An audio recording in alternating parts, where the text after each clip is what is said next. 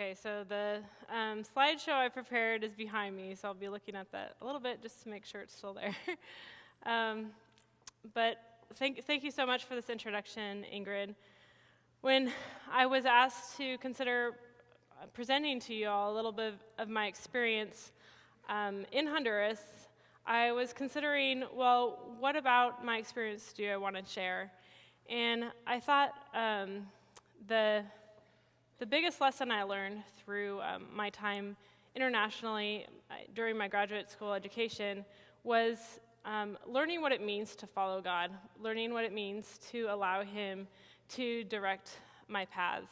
And I think the college years are probably the scariest years to learn to do this because many of you, like me, follow God because of our parents. We were in a church community, and we learned different practices to follow Him. But when we go to college, a lot of times it's time for ourselves to learn personally how to follow Him, and that can be a pretty scary, difficult thing to do.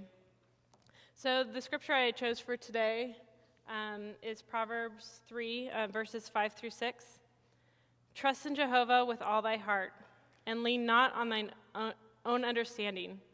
In all thy ways acknowledge Him, and He will direct thy paths. Here in these Proverbs, King Solomon shows us that following God is actually not something that's active. If we actively open our hearts and trust Him, then He's the one who will lay the path out for us, and in that way we can follow Him. So today I'm going to share how a mechanical engineering student in Texas ended up teaching a class on disabilities in the Mayan ruins of Copan in Honduras. I was teaching a class on disabilities. I was trained in engineering. So how did this happen? It didn't happen because I felt that I got a great calling from the Lord and I went and planned my way, but it was because God directed my paths there.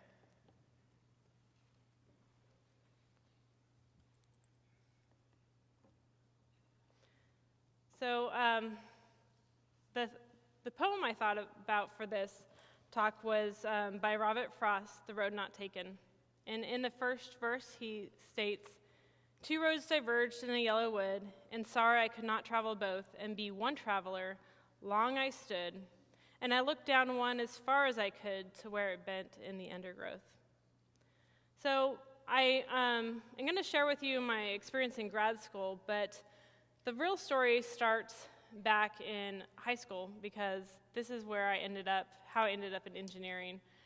I started high school and I guess I have a desire to control my life. I was a freshman and I thought, oh no, I have 4 years before I have to decide my major. And actually a little less than that because you have to apply to schools ahead of time.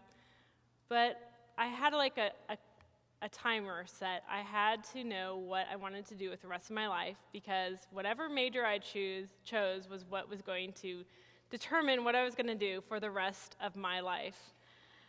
And so here I stood where multiple roads diverged. And to make matters worse, I had a varied interest. I really didn't have one passion. I was good at science. I didn't really want to study science, but I had heard about engineering and design, and that sounded exciting. I had some international experiences through my church, and I thought, well, what about international relations? That would be really interesting to study. And then I also, in second grade, I had gotten an award for this piece of art that I drew. So I had a natural talent for art. And so I thought, well, that would be fun as well. I would love to do that major. That one kind of went off to the side pretty easily because it was something more personal to me, and I wasn't amazing. Second grade doesn't really say a lot. So I'm not really sure why I settled eventually on engineering. It could have been that scene from Apollo 13 where Tom Hanks and his crew is in desperate need of help. I think their filter had gone bad, and this team of engineers down in Houston had to figure out, well, with the equipment they had on board, how could we save their lives.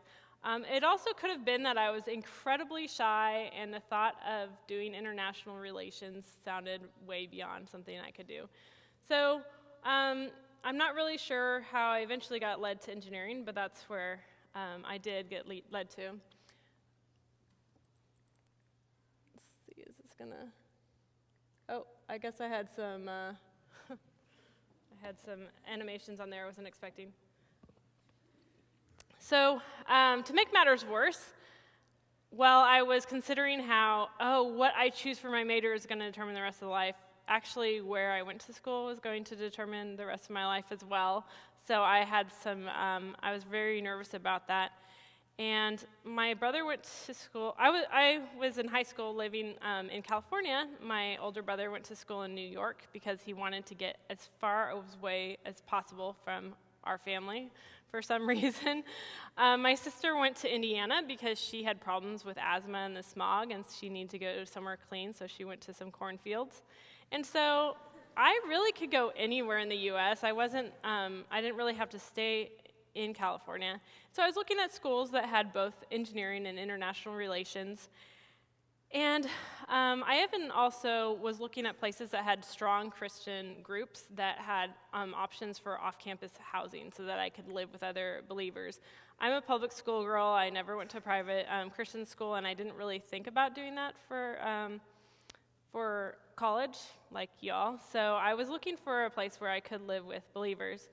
And so I had narrowed down my list of possibilities, and I was asking for advice from my parents, and the advice that good Christian parents do is pray about it. And that was scary because I had prayed a lot before. I grew up learning how to pray. We prayed at our meal. We prayed at bedtime. We prayed before church. But a prayer where then God was supposed to tell me something, like he wasn't just supposed to answer in some obscure way, but he was supposed to lead me. I really had no idea what that meant. And so I was saying, well, how is he going to respond to me? Is it going to be in a voice? Is somebody then going to come tell me what I should do? And what if I misread his response to me? And as Robert Frost says in another stanza, he says, "Oh, yet knowing how way leads on to way, I doubted if I should ever come back." So what if I messed up the rest of my life because I misread what God was telling me? In the end, I chose to pursue engineering at UT Austin. This is in Austin, Texas, so I was actually closer to home than my siblings were. And why did I end up going there? How did God lead me there? Actually, it was just because I had a great campus visit. I visited campuses, and this is the one that I felt at home at. The people I met were just so welcoming. There were great things about the University of Texas. It actually was very affordable and had great ranking. But how did God lead me there? He led me just by giving me a great experience. And so that's how I ended up in Texas. So I'm going to start my story here. I'm going to skip a few years to when I actually started graduate school. In graduate school, I ended up working through the recommendation of my mentor and a brother in Christ, Dr. Ken Diller. I began working in Dr. Marcus Pandy's Biomechanics lab. So the first one there is Dr. Ken Diller, and then the second is Marcus Pandy. And the goal of my project was to understand the mechanical effects of whiplash on the human head and neck. Unbeknownst to me, and probably my mentor when he suggested I work for Dr. Pandy, was that the same time he hired me, Dr. Pandy had applied for a chairmanship at the University of Melbourne. He's originally from Australia, and he was excited to get to go back, and shortly after hiring me, he got the job. And he didn't think this would be a problem because he thought that he could start a new job as chairman of a new biomedical engineering department, move his pregnant wife and their child to Australia, though they had never lived in Australia before, and start his own research lab in Melbourne, all while keeping up with the work in Texas and running a lab there. So very lofty goals, and by the end of that year, it was obvious it wasn't going to pan out. So I had 3 options. Basically, I had the option to move with him to Australia, and while I love the idea of going to Australia and having this new international experience, I didn't really trust that my advisor would take such great care of us simply because he had been absent most of my first year working for him. So I was left in search for a new advisor either at UT Austin or elsewhere on another campus. So here we go on another little step. This step, how did I end up going on a campus tour of University of Mississippi? I'm a California girl in Texas. I ended up in Mississippi because my sister's father-in-law was an anesthesiologist there, and he was good friends with an orthopedic surgeon who had started an orthotics and prosthetics group in the hospital, so research and outpatient lab, because he hired someone by the name of Dr. Rick Sonic. And so they loved the idea of me coming out and being their first student who was studying engineering 2 hours away, but then doing research primarily with this prosthetics group. They were on the University Medical Center campus because they wanted to do research. And so he invited me out for a visit.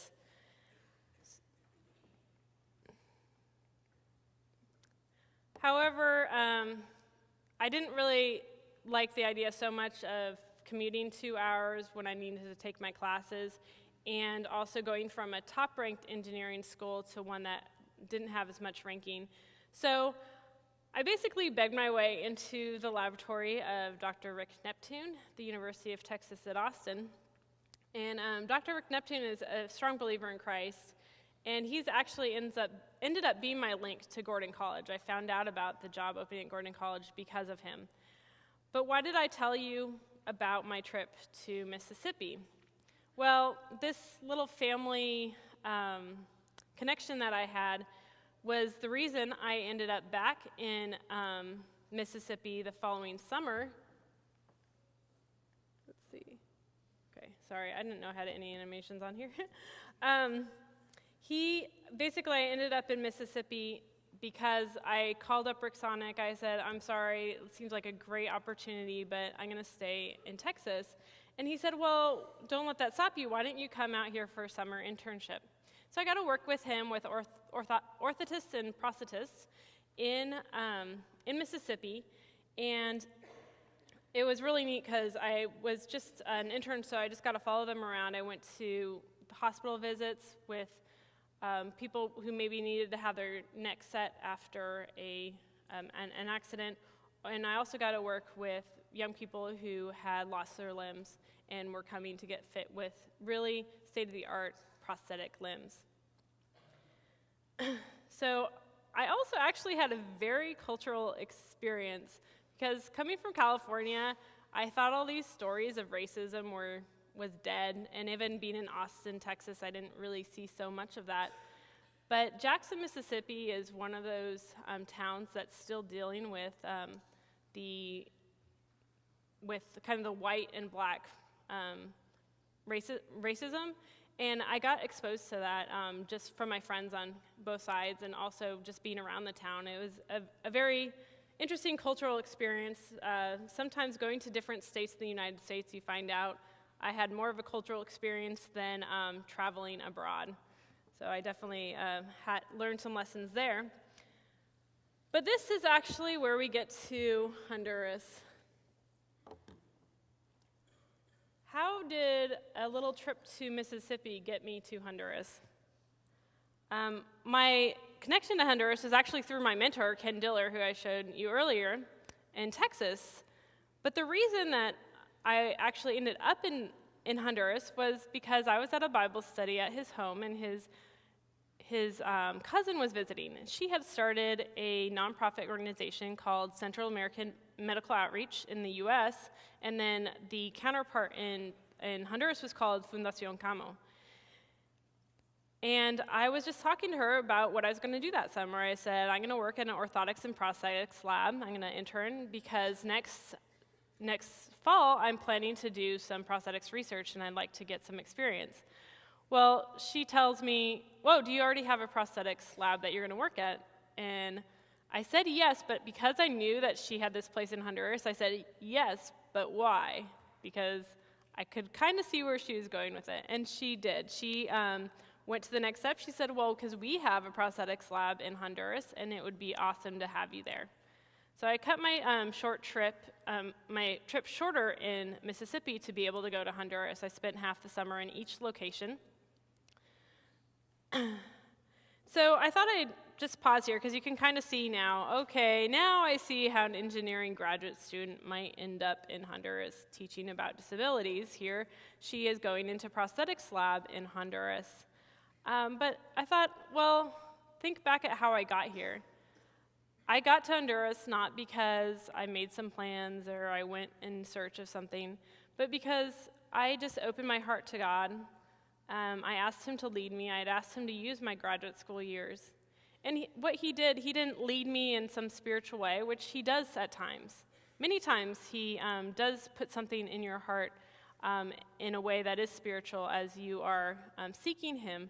But I feel that much more often what he does is he lays out those stones on the path, and he puts the path in front of you. You're not going to see where it's leading you, but if you just take one step forward each time, then you will end up where he wants you to be. And through first my decision to pursue biomechanics at UT Austin, that was a bigger leap. But after that, everything just kind of flowed. First, my advisor left. That sounds pretty bad, but because he left, I moved to a lab with a Christian advisor.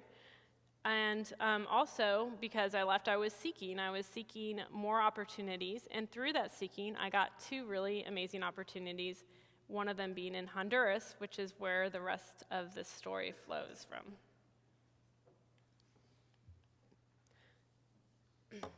So I returned to the States. I returned to work in Dr. Neptune's lab, but because he hadn't hired me but was basically letting me work in his lab, he didn't have research funding. So my mentor, Ken Diller, hired me as a teaching assistant for the capstone senior design class in biomedical engineering. And in this class, what students do is they get in groups of 4, and they have a year-long design project. The problem was there was one group that didn't have a project, and because I was just in Honduras, what I did was I said, well, I have an idea for a project, and we can do it for Fundación Camo. They can be our sponsors, which the university actually uses this kind of as a money-making tool as well, in that it doesn't make money for the university, but the companies that fund their projects help fund the class and all the tools the students need. So they always like to have one pro bono project if possible. So I suggested, well, one pro bono project could be for these students to redesign the prosthetic limbs that are being offered to our to the patients who come to the orthotics and prosthetics lab, because what we were finding is that the prosthetic limbs that were donated were kind of the bottom of what's available. There are 2 reasons for that. One is it's just cheaper to give a $150 statue foot than a $5,000 carbon fiber foot. But the other is that in the U.S., first of all, if a young person has an amputation, they're going to graduate very quickly from their basic statue foot that doesn't have a lot of energy return, it doesn't have a lot of play in it, and they'll be able to donate that quickly to another organization. And the other case is that 80% of people with leg amputations in the U.S. are diabetics. And so when your diabetes is advanced to that level, you're usually not extremely active, and a lot of them are using the lower profile feet and limbs. And so that when they're no longer need them, that's what's donated. Unfortunately, the people in Honduras who lose their limbs are usually young working males who lost their limb because they were looking for a better life. Many of them lost their limb not in Honduras, but in Mexico, because in trying to get a better life for their family, they ride the trains through Mexico to the US border. And it's extremely dangerous because they don't have a ticket. They're jumping on and off cargo trains, and many of them come back disabled. So 3 out of the 4 patients I saw in 1 week lost their limbs that way. And I proposed that the students consider doing a redesign so that we can make something that's a lower profile into a higher profile leg. So in December of that year, of that fall, 2 of the students in the group went to Honduras to do some background research. They were looking into what materials are available. Can we totally redesign the leg, or do we want to just do redesign one part with other materials that are available? Maybe we could ship it to them with the donated parts. And part of that trip actually was not just for the students. During this trip, I really got impressed with these students' reaction to Honduras. They were both from well-off families in Houston, Texas. And for me, the experience I got was just watching them see Honduras, see this developing country for the first time. That really put something in my heart to open that opportunity to other students. When I was in high school and thought of the idea of study abroad, I thought of Europe and Australia and other developed countries. But when these students were there in a developing country, the amount that it really impacted them was just so astounding. So it really put something in my heart to open a way for students to have these experiences. And during that time, I connected with missionaries Billy and Mary Collins. These are, you see them in the larger picture here, talking with a family. And these are Baptist missionaries who found that in order to bring Christ to the people in the villages, they really need to supply their physical needs. And so they actually work with a lot of short-term missions groups in order to provide health care, clean water, and stoves, and even farming knowledge to the people in these villages. So I got to meet with them, and the 2 students and I actually documented the trip with video equipment that we got from the department. So 2 things came out of this trip. First was, because of the design class, the 4 students and I, together with our advisor, Dr. Rick Neptune, designed this ankle joint you see behind us.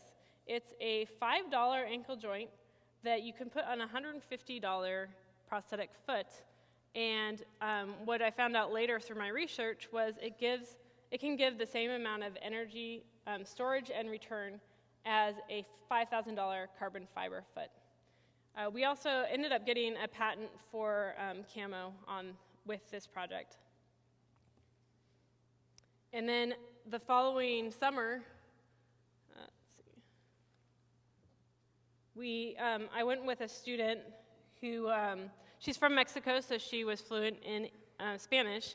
She traveled with me to Honduras to outfit their labs so the prosthetists could make as many of these ankles as they needed for their patients. And you see a picture back there of a woman named Maria, who's actually a diabetic amputee in Honduras. She was in the town, and so she got her her prosthetic fitted with one of these ankles, and she used it until the day she passed. You can't see the ankle joint because it's hidden by a prosthetic cover. That was very important for her, because as a disabled person, it wasn't really cool to show off that she has a prosthetic leg, which might be fun to do here in the US. But she really wanted to look like anybody else, look like an able person, and so it was important for her to have that cover on. Another outcome of that trip was an invitation to speak at a biomedical engineering course called Biotechnology and World Health. And this is Dr. James Tunnell in the back, and he had designed this course. It was a new class he was designing, and he really wanted one of the outcomes to be a student project that was applicable, that really helped people. And because our talk had really impacted the students, he invited us to help him design a project for the students.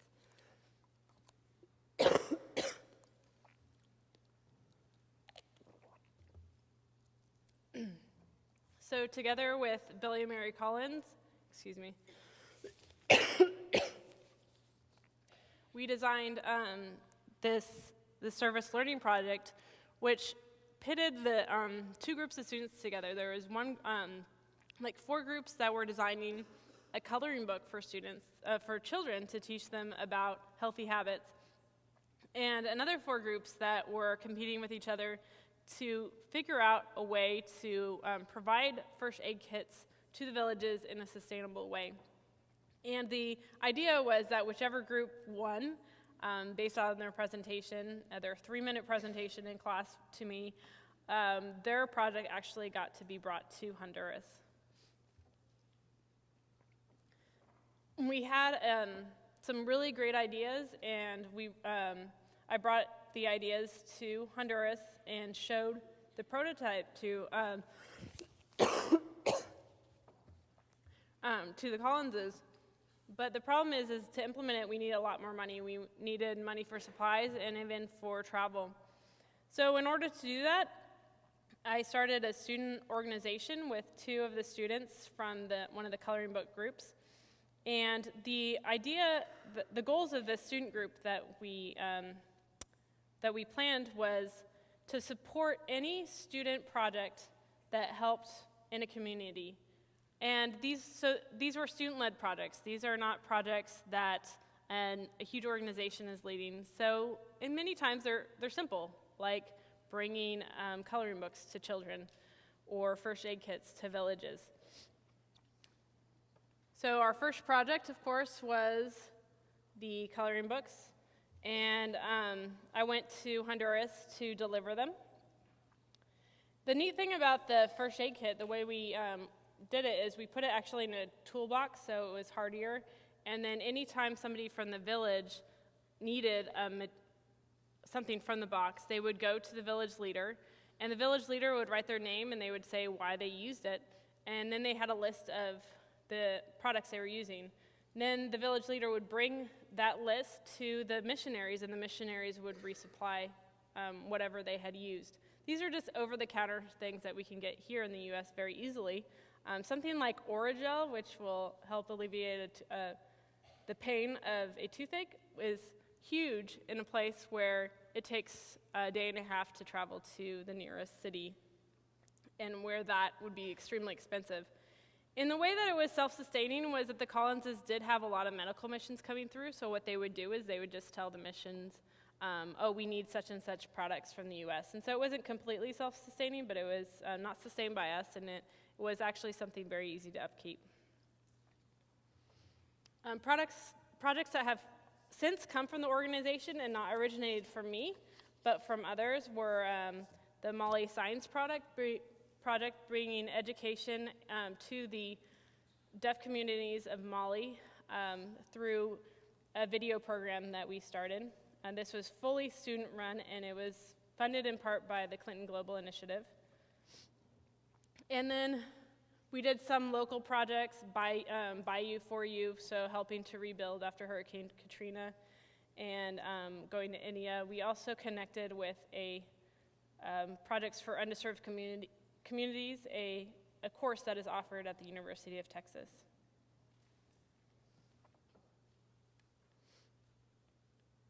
Meanwhile, I was getting my graduate degree. I wasn't just traveling around the world helping. I was working on my dissertation, and 2 of the 3 chapters of my dissertation were about that prosthetic ankle. So I ended up getting my my graduate degree because of this project that God led me to participate in. And then I came here. That's how I got here. In the spring semester of my final year in UT Austin, I came here for an interview.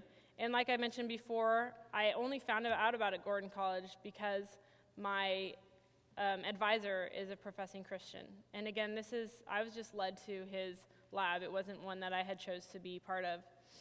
And one of the things that really attracted me to Gordon College was the amazing work that our global education office does.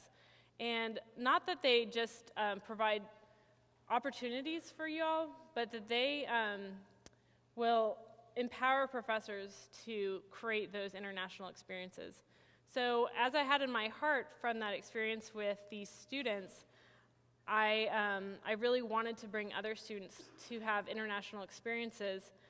I was very impressed that if I come to Gordon College, I'd be able to do that. I'd be empowered by a group of people who know what they're doing to create some kind of academic experience for students. So as witness to that, in May of the year I arrived, I actually brought 4 students to Honduras to participate in this international seminar course on disabilities. And what was so amazing about the course was all the different people we got to talk to. These were all people that I had connected with during my visits to Honduras. One of the reasons I have a lot of visits to Honduras is because the first time I went there, I met a young man who I eventually married. And so I had a personal reason for going back. So a lot of our friends work in nonprofit, work in healthcare, and we were able to have a really amazing experience due to those personal connections.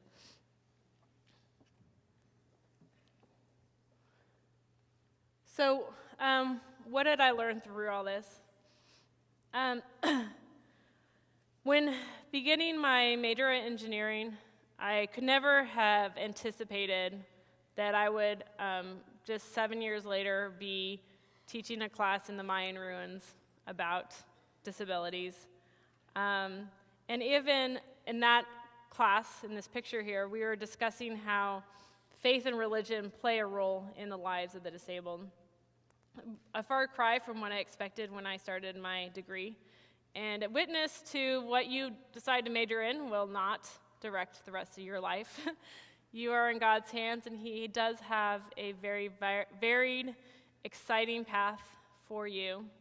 And He's not always going to lead you through a still small voice. He's not going to always lead you in a worship or prayer service. He can also lead you through many ways, through the people that you meet in your life, through windows of opportunity that are presented, and even excitement that you have. You have a desire in you, something exciting, excitement that's driving you. That could be God leading you. So sometimes in our lives we have to make giant leaps, but God prepares the way. He prepares an environment so those giant leaps can actually be taken. They can be possible. They can be safe, and you can fall into His hands. So one last thing that I don't know what's going on ahead. I don't know where this road's leading me, but I do know that in the winter, I'm going with a good friend and colleague of mine to Belize. We'll be taking Donna Seibert and I will be taking 15 students to Belize to travel throughout the country and learn about what it's like to live with a disability there. And what's been really exciting is I don't know very many people in Belize, but the two of us have been working together and making connections. And the people that God has put in our path as we make phone calls or run into others has been really impressive. And I'm so excited about how the decision to go to this new country has really expanded what my experiences are going to be. Just like to finish on the verse, trust in Jehovah with all thy heart, and lean not upon thine own understanding. In all thy ways acknowledge him, and he will direct thy paths.